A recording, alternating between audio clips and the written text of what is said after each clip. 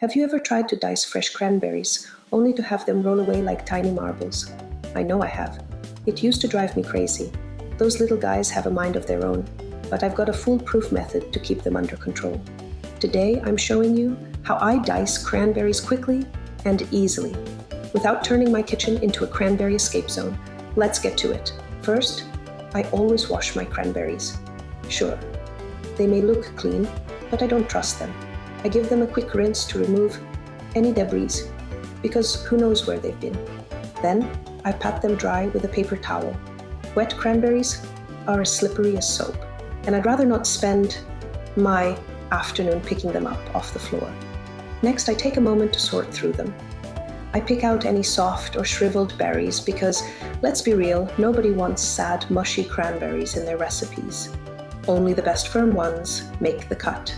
If I try to dice whole cranberries right away, they roll everywhere. It's like a tiny fruit rebellion. So, I always slice them in half first. Once they're halved, they stay put, making the next step much easier. Then, I use a large knife to dice them into smaller pieces. I work in small batches, so I can keep everything under control. And of course, I always keep my fingers tucked in. I like my cranberries diced, not my fingertips. I've learned that lesson the hard way. This is my preferred method, because it gives me larger pieces of cranberries without turning them into mush, which is exactly what I want when adding them to baked goods or salads. Chopping them by hand keeps them firm and intact, so I get those bright, tart pops of flavor in every bite. It also helps prevent them from releasing too much juice too soon, which can sometimes throw off the texture of my recipe. And let's be honest, no one wants their muffins or scones to turn into a soggy, cranberry-streaked mess. If I need a big batch done fast, or just don't feel like dealing with a knife, I go straight for my food processor. I toss the cranberries in, pulse 2 to 3 times, and that's it. But here's the catch. If I get carried away and hold down the button too long, I end up with cranberry mush instead of diced cranberries. And while cranberry mush is great for sauces, it's not exactly what I'm going for when I need perfectly chopped pieces. So, short pulses, and I check as I go. This method will give you smaller, softer pieces of cranberries, which are perfect for sauces, relishes, or baking when you want the cranberries to blend seamlessly into the dish. Once I have my cranberries diced, I transfer them to a bowl, like the responsible adult that I am, instead of just leaving them on the counter like I sometimes do. If I'm not using them right away, I make sure to store them properly so they stay fresh.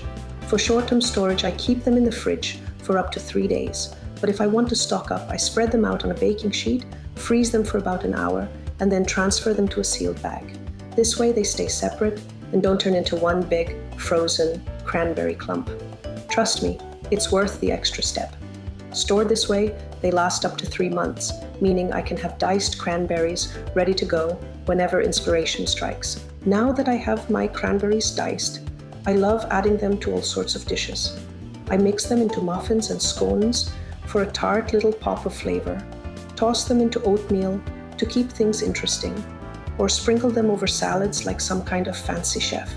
And of course, I can't forget my favorite, mixing them into a cranberry buttercream.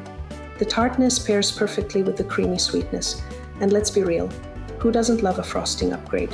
They're also great for making relishes and sauces, because, let's be honest, cranberry sauce doesn't just belong on the holiday table, and that's it.